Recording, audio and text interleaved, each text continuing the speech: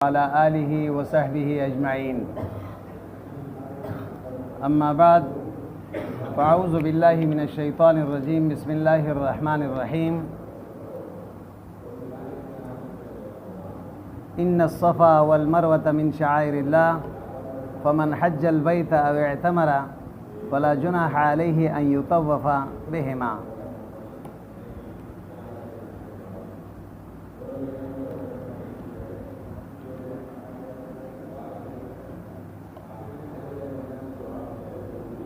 جہاں سے اللہ تبارک و تعالی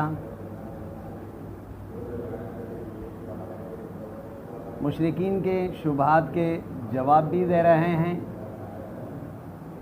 ساتھ شاعر اللہ کے تعظیم کا بیان بھی ہے.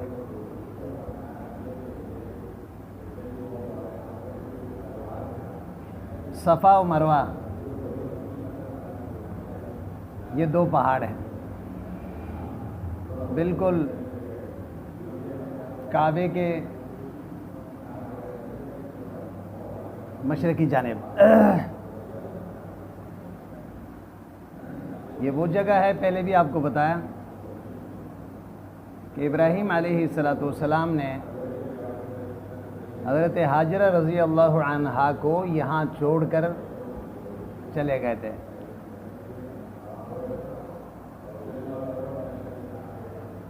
تو یہاں پہ اللہ تبارک و تعالیٰ نے آب زمزم جو ہے جاری فرما دی، اور حضرت حاجرہ 7 دفعہ دوڑی، کبھی صفا پہاڑ پہ چڑھتی تھی اور کبھی مروہ کے، جس کا تفصیل پہلے گزر چکا ہے، یہ دیکھنے کے لیے کہ آس پاس کوئی لوگ تو نہیں ہے، کہیں کوئی نظر تو نہیں آ رہا. پھر دوڑتے ہوئے واپس آ رہی تھی تاکہ بچے کو کوئی جانور اور نقصان نہ پہنچائیں. تو اللہ تبارک و تعالیٰ کو یہ حضرت حاجرہ کا یہ دوڑنا پسند آ گیا.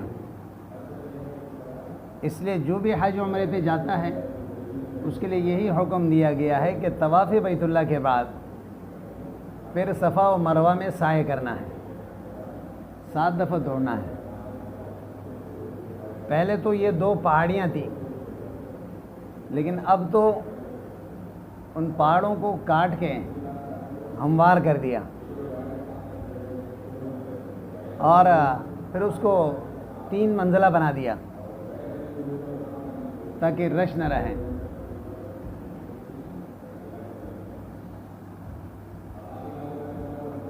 اور پھر بہترین انتظام ہوتا ہے، پیدل لوگوں کے لیے الگ ہے جانے کا اور آنے کا، پھر بیچ میں جو ہے معذوروں کے لیے الگ پٹی ہے، بالکل گریل لگا کے ان کو الگ کیا ہوا ہے. وہاں پہ ویل چیئر والے یا اسی طرح جو معذور ہوتے ہیں، زیادہ دوڑ نہیں سکتے ہیں، وہ پھر اسی پہ چلتے ہیں.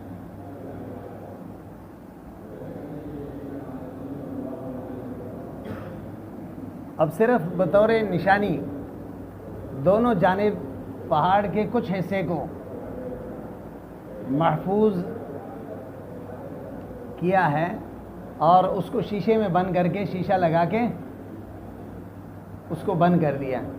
جب صفا میں آپ سعی شروع کریں گے، صفا سے شروع ہوتا ہے سعی اور پھر مروہ میں ختم ہو جاتا ہے، کیونکہ ایک دفعہ دوڑنا صفا تک 1 شمار ہوگا، واپسی 2 شمار ہوں گے، پھر اس طرح جاتے ہوئے 3 شمار ہوں گے. تو ختم آغاز جو ہے صفا سے ہوگا اور اختتام مروہ پہ.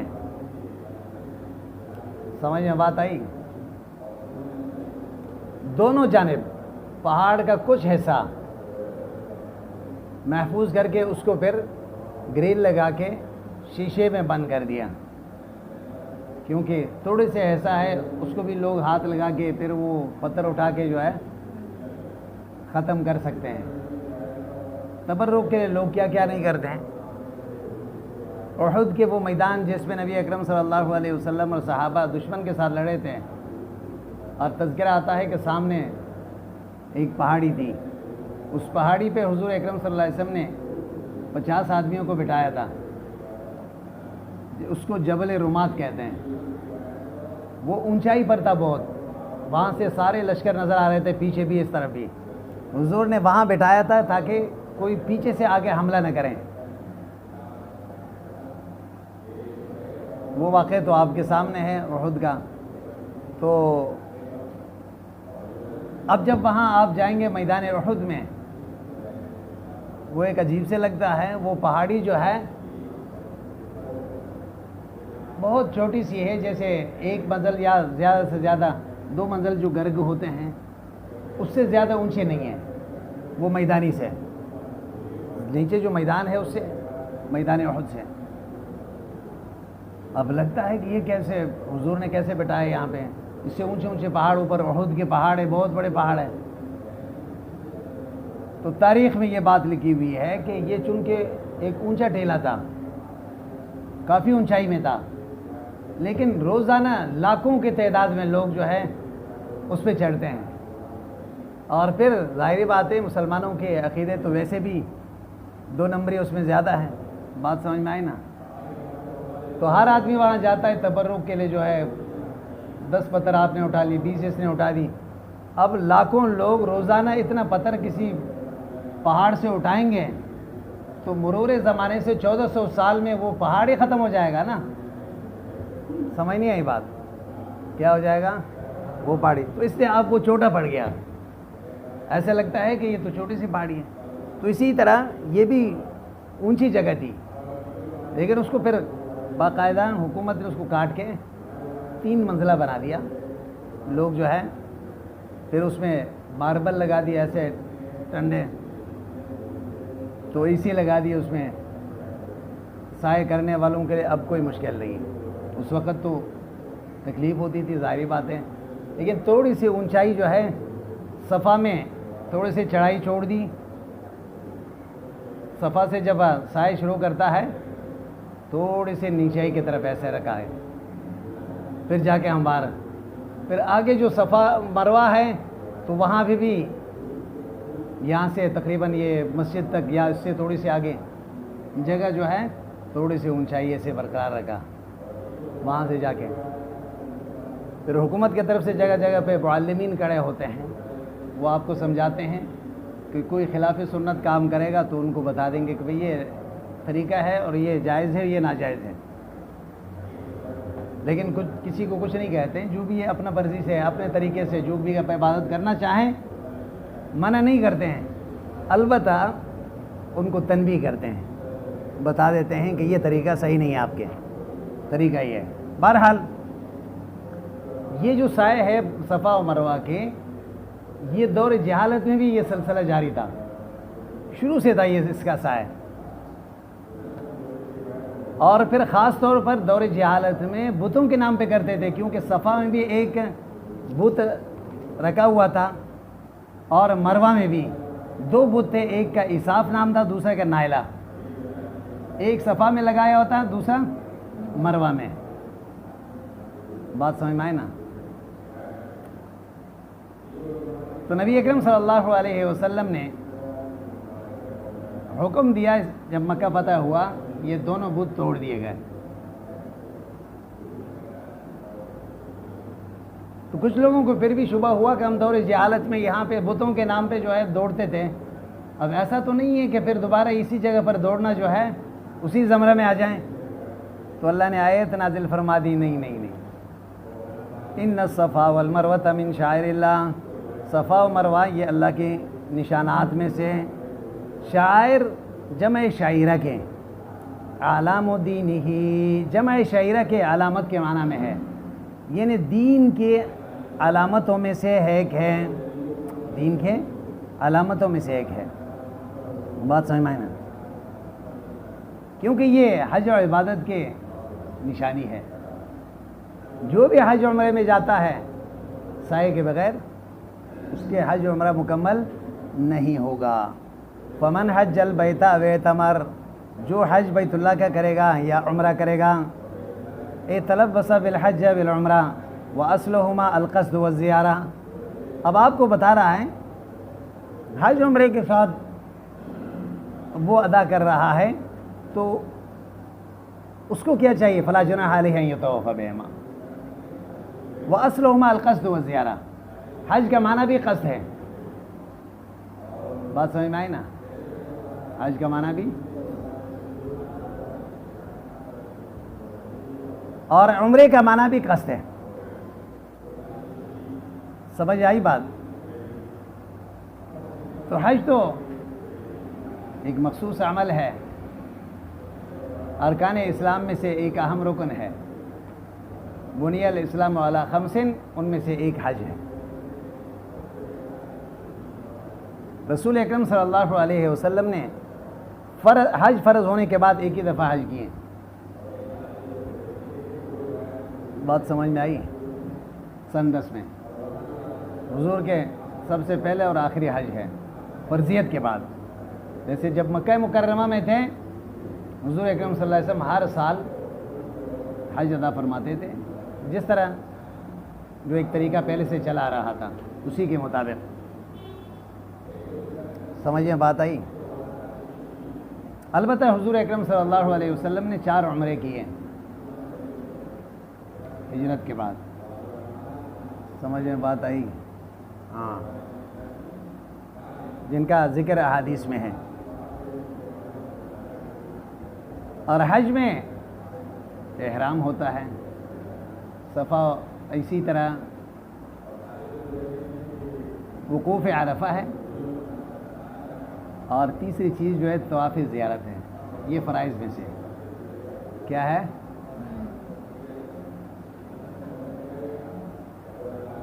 البتہ ہمارے یہاں سعی جو ہے صفا و مروہ کی یہ واجب ہے، فرض نہیں ہے. اگر کسی سے رہ جائیں تو دم کے ذریعے سے تلافی ہو جائے گا. سمجھ میں بات آئی؟ امام احمد بن حنبل رحمہ اللہ کے نزدیک یہ سنت ہے یا مستحب ہے، اور شوافی اور مالکیہ کے یہاں یہ رکن ہے. کیا ہے؟ رکن ہے. عمرے میں 2 فرض ہوتے ہیں. سمجھ نہیں آئی بات؟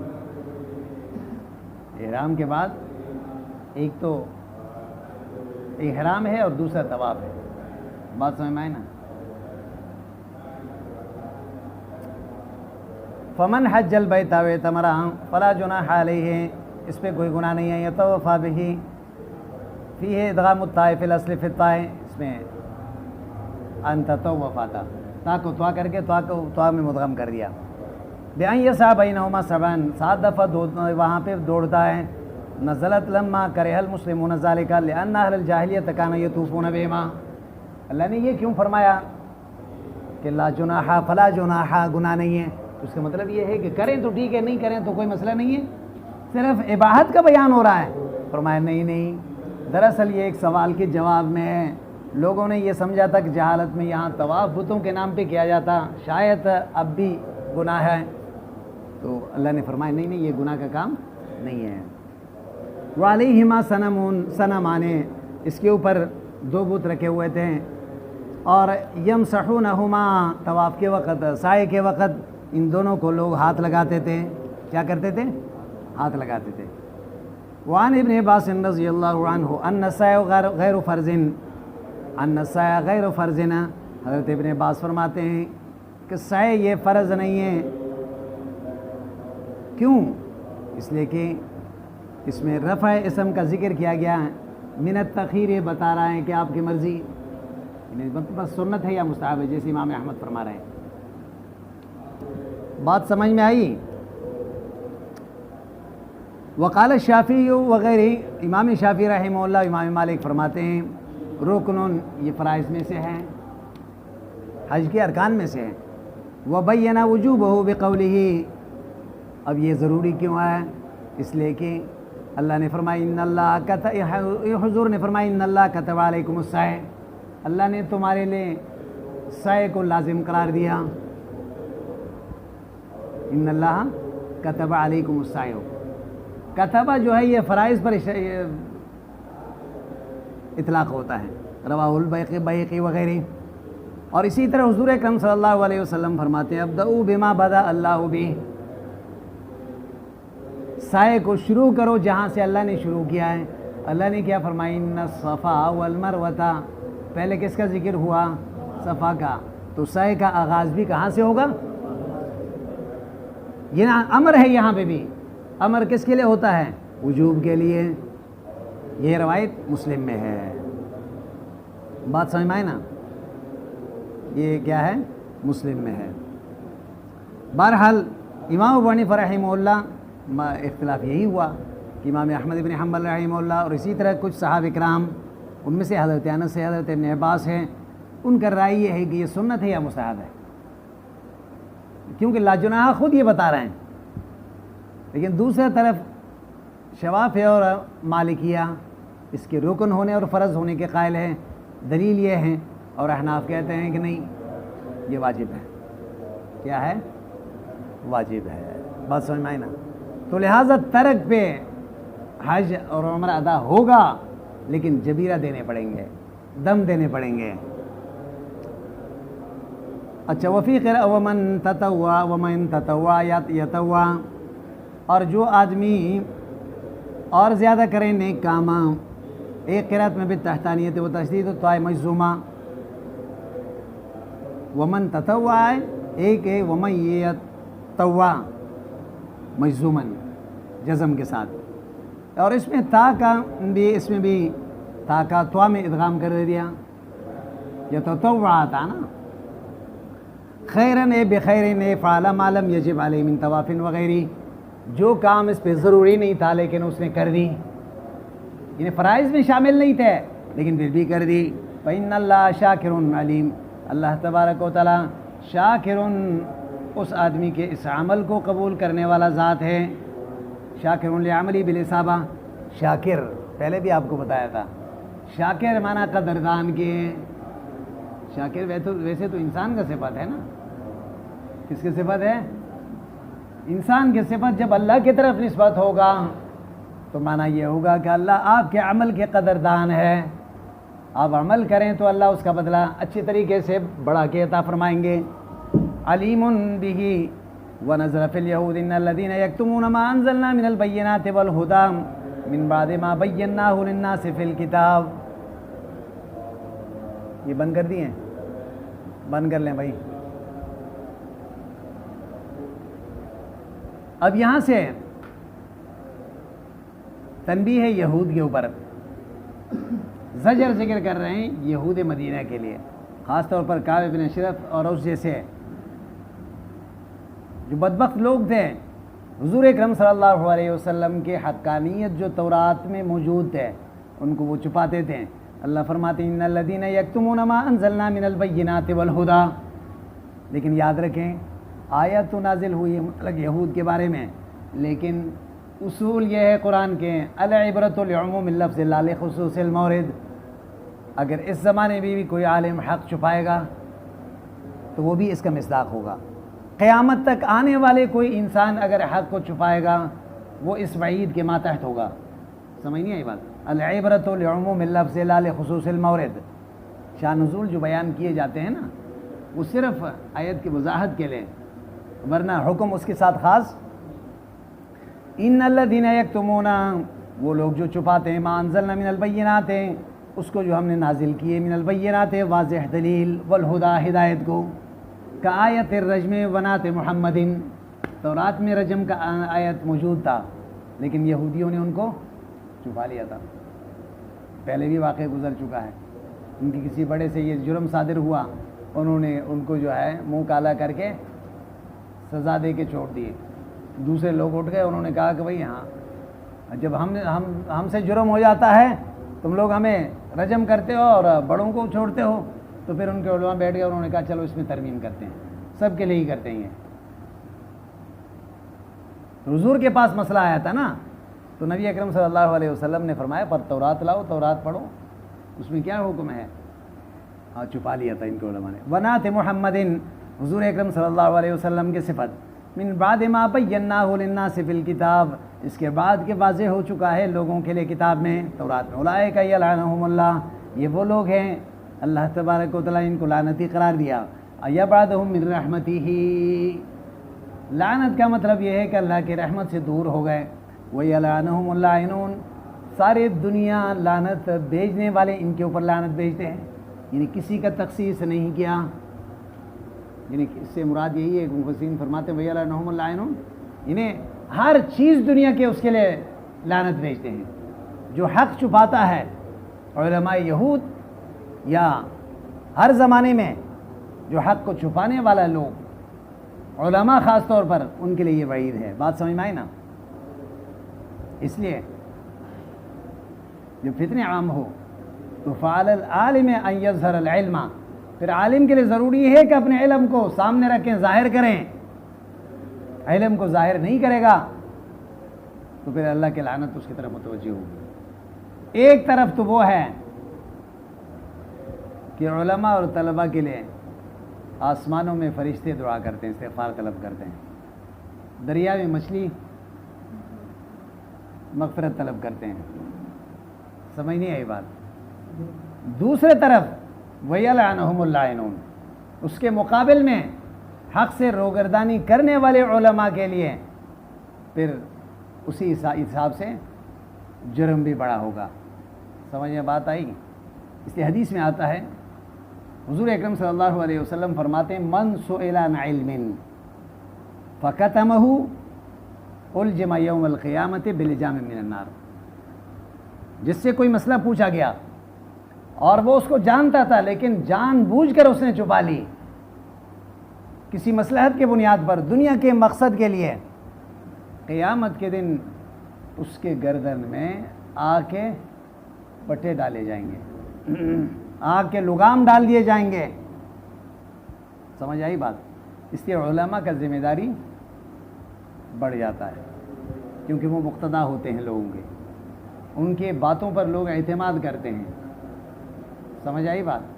اس لیے قرآن کریم میں عام لوگوں کے جو توبے کا طریقہ ہے وہ 3 ذکر کیا، 3 شرطیں ذکر کی، کیے ہوئے پر پشیمان ہو جائیں، آئندہ نہ کرنے کا عزم ہو، گناہ سے الگ ہو جائیں، توبہ قبول ہو جائیں گے۔ لیکن اگر عالم ہے، قرآن نے ذکر کیا وَبَيَّنُوا، تو پھر لوگوں کے سامنے برسر ممبر بتا دیں کہ یہ مسئلہ میں نے غلط کیے تھے، مجھ سے غلطی ہو گئی تھی، اس سے آپ کے شان میں کمی واقع نہیں ہوگی۔ امام مالک سے پوچھا گیا 40 مسائل، لیکن ان سے مشکل سے 3-4 مسائل کے بارے میں وہ جواب دے سکیں، اور پھر باقی کے بارے میں فرمایا لا عالم، اس سے امام مالک کے شان میں کوئی کمی تو نہیں آئی نا۔ موطا امام مالک رحمہ اللہ نے جب تصنیف کی، لوگوں نے کہا کہ موطا کے نام سے تو بہت سی کتابیں موجود ہیں، کسی اور نام سے حدیث کی کتاب لکھتے ہیں نا۔ اس نے کہا ما کان للہ یبقی، کوئی مسئلہ نہیں، میں نے اللہ کی رضا کے لیے لکھی ہے۔ جو کام اللہ کے رضا کے لیے کرو گے نا، اس کام کے لیے دوام ہوگا۔ آج دوسرے موطا کا کوئی جانتا نہیں دنیا میں، موطا امام مالک جو ہے اسی طرح موجود ہے۔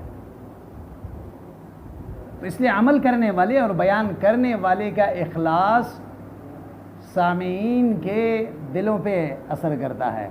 ایک آدمی بڑے زوردار تقریر کریں لیکن عمل سے خالی ہو تو وقتی طور پر لوگ اثر لیں گے، لیکن پیچھے اس سے کوئی فائدہ۔ ایک آدمی عام سادہ لہجے سے تقریر کرے گا لیکن کبھی وہ دل میں اترتا ہے۔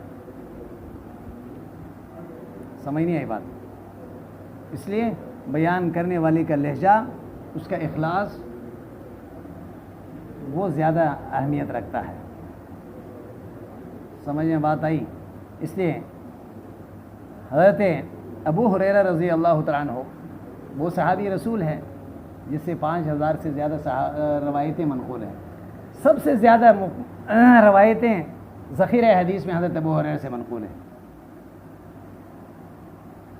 حضرت ابو ہریرہ رضی اللہ عنہ سے لوگوں نے یہ کہا کہ آپ اتنا زیادہ حدیثیں بیان کرتے ہو، اس پہ غلطی بھی تو ہو سکتی ہے نا۔ بات سمجھ میں آئی نا؟ حضرت ابو ہریرہ نے فرمایا لولا آیۃ فی کتاب اللہ ما حدثت احدا شیئا، اگر اللہ کی یہ آیت نہ ہوتی نا، اللہ نے فرمایا ان الذین یکتمون ما انزلنا من البینات، اس میں بتا دیا ما انزلنا من البینات، اللہ کی کتاب مراد ہے، لیکن حدیث رسول بھی ما انزلنا میں شامل ہے۔ حدیث رسول بھی کیا ہے؟ اسی لیے تو استدلال کیا نا، حدیث بھی تو وحی خفی ہے نا، اللہ کی طرف سے آیا ہوا ہے، تو اس لیے فرمایا میں حدیث اس لیے زیادہ بیان کر رہا ہوں۔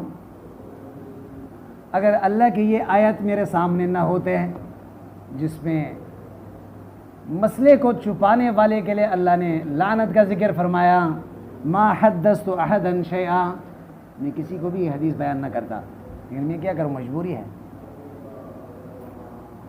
بات سمجھ نہیں آئی؟ ہاں بھائی، بہرحال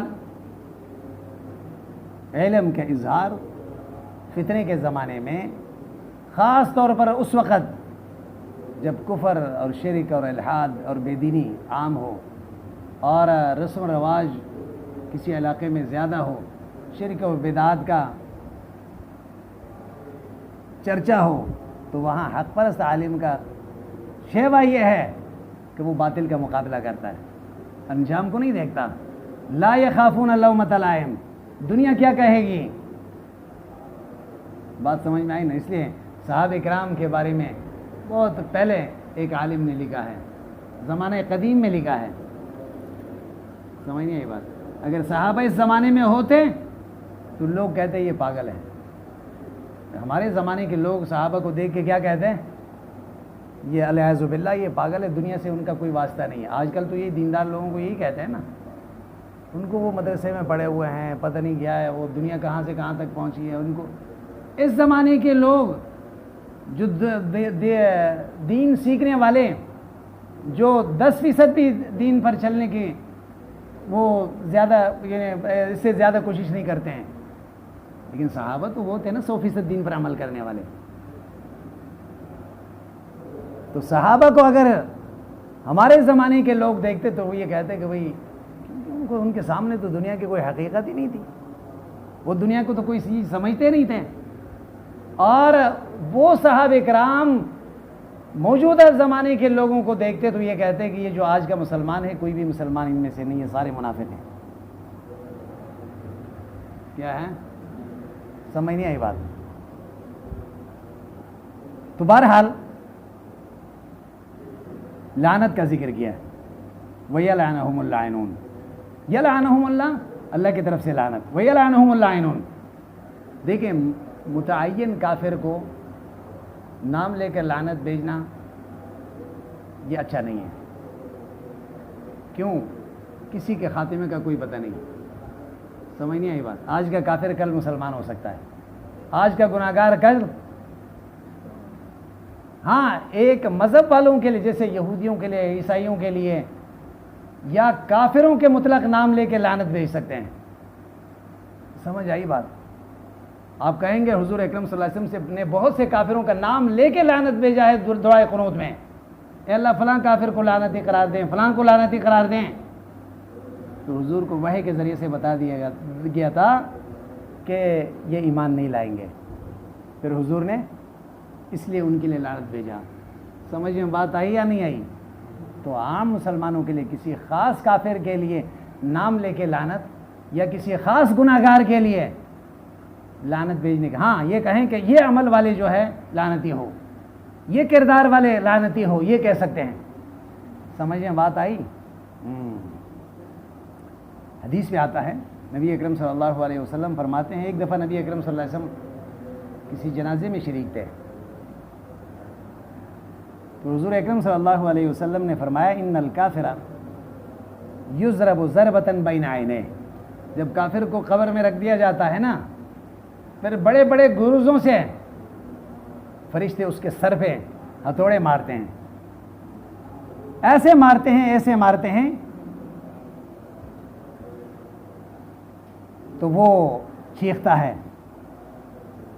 اور اس کے چیخ اور پکار کو سمعها کل دابۃ غیر الثقلین، دنیا کے ہر مخلوق انسان اور جن کے علاوہ سب سنتے ہیں، اس کے یہ چیخ و پکار کو جنات اور انسان کے علاوہ ساری دنیا سنتی ہے، سارے مخلوق سنتے ہیں۔ اور پھر کیا ہے؟ حضور فرماتے ہیں فَتَلْعَنَهُ كُلُّ دَابَةٍ سَمِعَتْ صَوْتَهُ، جس مخلوق نے بھی اس کے یہ چیخ و پکار سنا نا، اس پر لعنت بھیج دیں۔ کیا بھیجتے ہیں؟ لعنت بھیجتے ہیں. اس لیے فرمایا وَيَلْعَنَهُمُ اللاعنون. متعین نہیں کیا تو اس لیے بتا دیا کہ ہر مخلوق اللہ کے لعنت بھیجیں گے. تعمیم مقصود ہے. کیا مقصود ہے؟ بات سمجھ میں آئی نا؟ ہاں ایک بات یہ ذہن میں رکھیں, یہاں پہ ذکر فرمایا ان الذین یکتمون ما انزلنا من البینات والہدی. بینات کس کو کہتے ہیں؟ وہ مسئلہ بالکل واضح ہے. ایک تو بتا دیا جب تک آپ کے سامنے مسئلہ واضح نہ ہو اس وقت تک بیان نہ کریں. سنی سنائی پر آگے نہ بڑھیں. سمجھ نہیں آئے؟ ایک مسئلے کا آپ کا تحقیق نہیں ہے, آپ جو ہے وہ مفتی بن گئے, مسئلہ خراب ہو جائے گا. بینات آپ کے سامنے کیا ہو, وہ مسئلہ واضح طور پر آ جائیں. دوسرا یہ بتا دیا ہے کہ والہدی, ہدایت کا مسئلہ ہو جو فروعی مسائل ہے, اور وہ مسئلہ ہے جن کے حقیقت واضح نہیں ہے امت کے سامنے, لہٰذا ان کو بیان کرنے کی اجازت نہیں ہے. اس لیے قرآن نے وضاحت کے ساتھ فرمایا من البینات. اگر فروعی مسائل کو ہوا دو گے اصولی مسائل رہ جائیں گے, کیونکہ وہ بینات نہیں ہیں. سمجھ نہیں آئی بات؟ وہ حق و باطل کا مسئلہ نہیں ہے, وہ حق و باطل کا مسئلہ, اس لیے آپ کو اس سے اصولی مسئلے رہ جائیں گے. اور جس عالم سے, علماء کا یہ قول ہے, اللہ تبارک و تعالیٰ جس عالم سے دین کا خدمت سلب کرنا چاہیں تو اس کو فروعات میں لگاتا ہے. کس میں لگاتا ہے؟ اس کی ساری صلاحیتیں بجائے دین کی بنیادی چیزوں پہ خرچ ہونے کی کس میں لگ جائیں گے؟ فروعی مسائل میں. کامین زور سے کہنا چاہیے یا آہستہ؟ اسی پہ مناظرہ ہو رہے ہیں, اسی پہ تحقیق ہو رہے ہیں, اسی پہ بحث چل رہا ہے, اسی پہ سارے صلاحیتیں ضائع ہو رہے ہیں. بھئی یہ بھی جائز ہے, یہ بھی جائز ہے, مسئلہ صرف اولا و غیر اولا کا ہے نا. یہ ایک تحقیقی مسئلہ ہے, اس میں ساری صلاحیتیں ضائع نہ کریں. ٹھیک ہے اپنی تحقیق کر لیں, علماء کا تحقیق ہو, لیکن آپ کے سامنے تو بہت سے اصولی مسائل رہ رہے ہیں. کفر کا مسئلہ ہے, شرک کا ہے, رفض کا ہے, الحاد کا ہے, کفر کا ہے, سیکولرزم کا ہے, ان سب کا تو مقابلہ کرنا ہے نا. بات سمجھ میں نہیں آئی؟ باطل تو اپنے قوت کے ساتھ متحد ہو کر حملہ کر رہا ہے, لیکن حق جو ہے وہ منتشر ہے. سمجھ میں بات آئی؟ اس لیے حدیث میں ہے, نبی اکرم صلی اللہ علیہ وسلم فرماتے ہیں لا تمنعوا الحکمت اہلہا فتظلموہم. حکمت کو نہ روکیں لوگوں سے, علم کو لوگوں سے نہ روکیں. اگر روکو گے, نہیں بتاؤ گے, فتظلموہم, لوگوں کے ساتھ زیادتی ہوگی. آپ نے اندھیرے میں رکھا ہے. یہ کیا ہوتا ہے اندرونی سندھ میں, بلوچستان میں, یا پہلے جو ہے, اب تو خیبر پختونخوا میں تو وہ مسئلہ نہیں ہے, پہلے بھی وہ خارزم تھا وہاں پہ. اب تو آہستہ آہستہ وہ خارزم جو ہے تقریباً سمجھ لو کہ ختم ہو گیا. لیکن اندرونی سندھ میں اور بلوچستان میں کیا ہے, ابھی بھی وہی خانزم ہے, وہی چودراہٹ ہے, اور وہی سرداری نظام ہے. لوگوں کو اندھیرے میں رکھتے ہیں کہ تعلیم سے محروم اور حقوق سے محروم, کیونکہ اگر ان کو تعلیم حاصل ہو جائیں گے اور یہ حقوق طلب کریں گے تو پھر ہماری سرداری نہیں رہیں گے, ہمارے چودراہٹ باقی نہیں رہیں گے. سمجھ نہیں آئی بات؟ اس لیے اللہ تبارک و تعالیٰ نے ہمیں شعور دیا ہے, اور یہی فرمایا حضور نے کہ لا تمنعوا الحکمت اہلہا فتظلموہم. اگر علم کو, حکمت کو, دین کو, دین سے لوگوں کو محروم رکھو گے تو آپ ظالم بنو گے. لوگوں کے ساتھ آپ نے زیادتی کر دی. سمجھ آئی بات؟ اور پھر فرمایا ولا تزرعوها فی غیر اہلہا فتظلموها. لیکن یہ بھی یاد رکھیں, نہ اہل لوگوں کے سامنے اپنے حکمت کو ضائع نہ کریں. ایسا کرو گے تو حکمت کے ساتھ ظلم کرو گے. کیا کرو گے؟ حکمت کے ساتھ, اس علم کے ساتھ ظلم کرو گے. یعنی کیا مطلب؟ کلم الناس علی قدر عقولہم، بلاغت تو اسی کو کہتے ہیں نا، فصاحت، کلام کو مختصر الحال کے مطابق پیش کرنا، اسی کا نام کیا ہے؟ بلاغت ہے۔ ہاں بھائی، کلام کو، اب جاہلوں کا مجمع ہے، آپ نے پورا زور لگا دیا، آپ بات سمجھ میں آئے نا، اب ان کو کیا پتہ چلے گا؟ کلم الناس علی قدر عقولہم۔ حضرت علی رضی اللہ عنہ فرماتے ہیں لوگوں کے سامنے اتنا بات کریں جتنا وہ برداشت کر سکتے ہیں، وہ کیا کر سکتے ہیں؟ برداشت کر سکتے ہیں۔ اس لیے دعوت کا اصول یہی ہے کہ حکمت کے ساتھ آگے بڑھیں۔ سمجھ آئی بات؟ وَيَلْعَنَهُمُ اللَّاعِنُونَ الْمَلَائِكَةَ وَالْمُؤْمِنُونَ أَوْ كُلُّ شَيْءٍ بِالدُّعَاءِ عَلَيْهِمْ بِاللَّعْنَةِ، یعنی ہر مخلوق مراد ہے ان کے لیے بد دعا کریں گے، إِلَّا الَّذِينَ تَابُوا وَأَصْلَحُوا وَبَيَّنُوا، مگر وہ لوگ جو توبہ کرتے ہیں، پہلے ان سے یہ جرم صادر ہوا، دیکھو عالم کے توبہ کیا ذکر کیا، إِلَّا الَّذِينَ تَابُوا وَرَجَعُوا عَنْ ذَلِكَ، گناہ سے رجوع کیا، وَأَصْلَحُوا، اب اپنے آپ کو ٹھیک کر دیا، عمل کو ٹھیک کر دیا، وَبَيَّنُوا مَا كَتَمُوا، لوگوں کے سامنے انہوں نے چھپایا تھا، ہاں لوگوں کے سامنے کیا کر دیے تھے؟ چھپایا تھا۔ بہت سے لوگوں، بات سمجھ میں آئے نا، بہت سے علاقوں میں ہوتے ہیں نا، بدعت کے رسومات ہوتے ہیں، مرنے کے بعد پھر سیوم ہوتا ہے، 40واں ہوتے ہیں، پھر اسقاط ہوتا ہے، دائرہ گھماتے ہیں، ماتا تو در بخل ہے، بات سمجھ میں آئے نا، ایک دوسرے کو بخشتے ہیں، اور پھر ہمارے لوگ بھی فارغ ہو کر جاتے ہیں، پھر کہتے ہیں کہ نہیں بڑوں کا مسئلہ ہے، اب کیا کریں، انتشار پیدا ہوگا، کیا ہوگا بھائی؟ انتشار پیدا ہوگا۔ حکمت سے کام کرنے، حکمت یہ ہے کہ آپ سنت بیان کریں، حضور کا طریقہ بتائیں، یہ نہیں ہے کہ جا کے آپ لڑیں۔ حکمت اس کو کہتے ہیں کہ آپ قرآن و سنت کے مدلل گفتگو کریں، جس مسئلے کو آپ غلط سمجھ رہے ہیں پہلے اس کے حقیقت کو آپ سمجھیں۔ جب آپ کے پاس علم نہیں ہوگا، آپ نے یہ تو سنا ہوگا کہ یہ بدعت ہے، لیکن بدعت ہونے کے لیے آپ کے پاس دلیل نہ ہو تو 2-4 کتابیں تو وہ بھی آپ کے سامنے لائیں گے نا، ہر باطل کے پاس دلیل ہوتا ہے، 2-4 فقہ کی کتابیں وہ بھی آپ کے پاس پیش کریں گے، بڑے بڑے پرانی کتابیں جو ہے 100 سال پرانی کتابیں آپ کے سامنے رکھیں گے، دیکھو اس میں لکھا ہوا ہے، عوام کو کیا پتہ چلے گا؟ وہ کہیں گے کہ بھائی کتاب میں لکھا ہوا ہے یہ بات۔ ہاں سمجھ میں بات آئی؟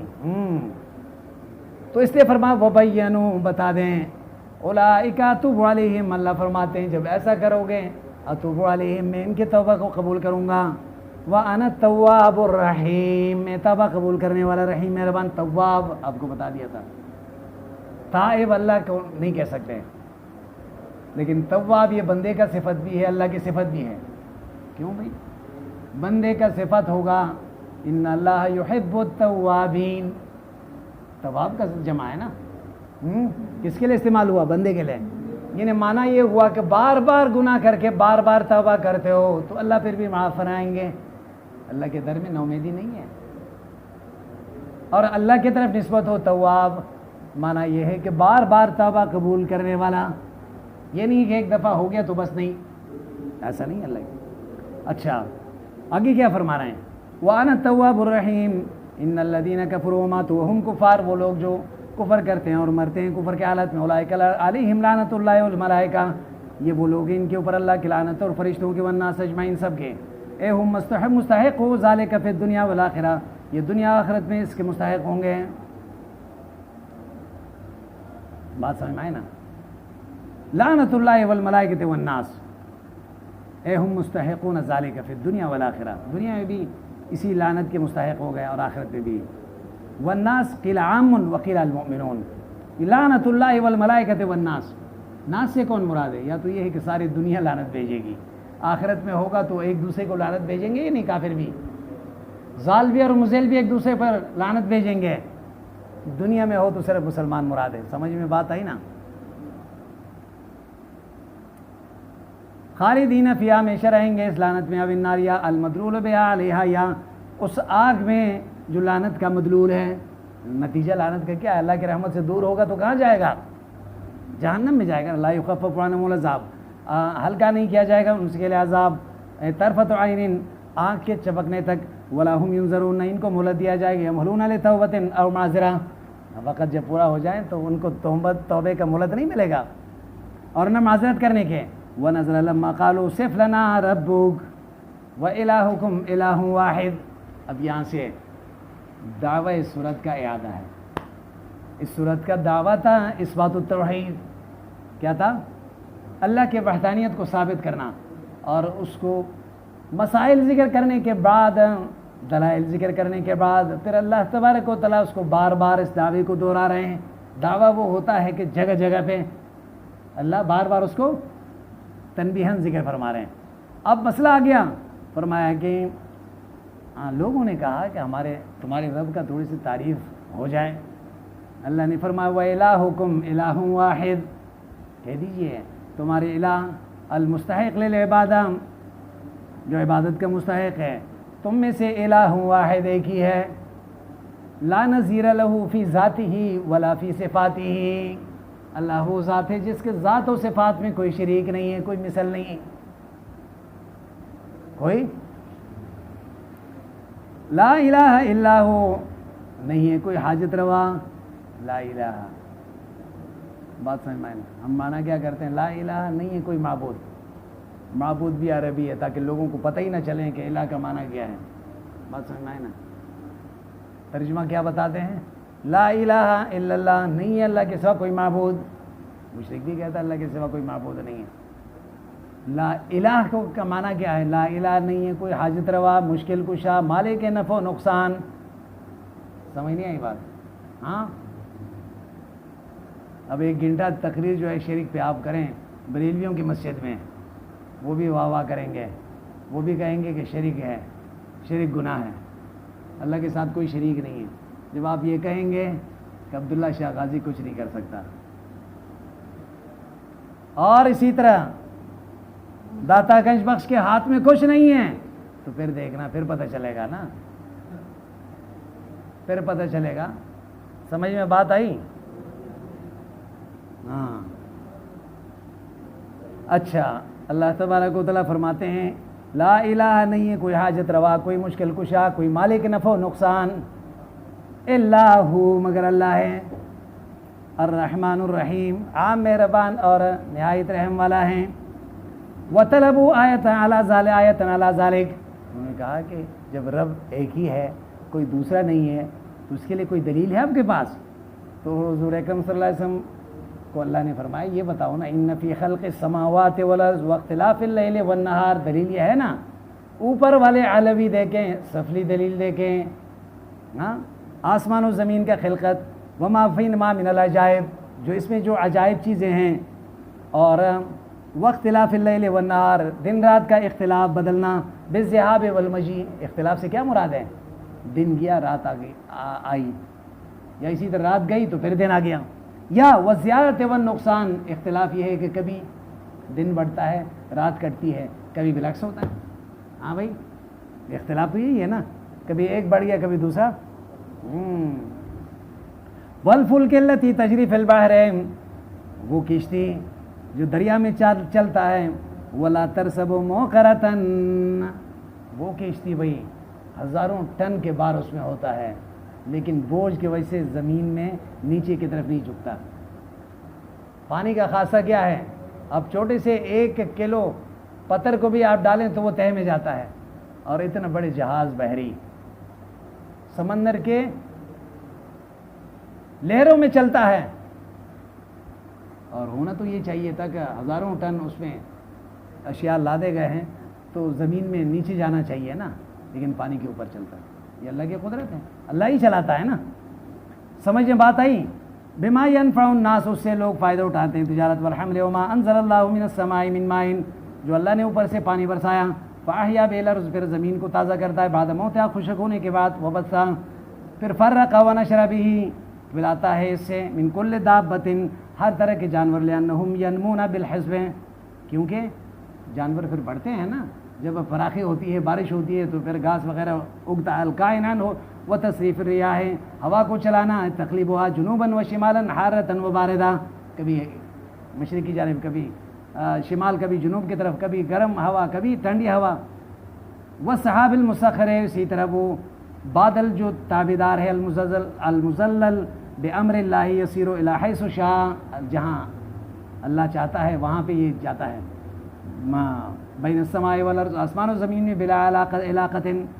ہاں دیکھو آسمان و زمین کے درمیان یہ ہوتا ہے، لیکن اس کے باوجود کوئی اس کو روکنے والا نہیں. اور ہوا میں جو ہے بغیر کسی لٹکائے جو ہے وہ لآیات دلائل علی وحدانیتہ لقوم یعقلون یتدبرون، سوچتے ہیں.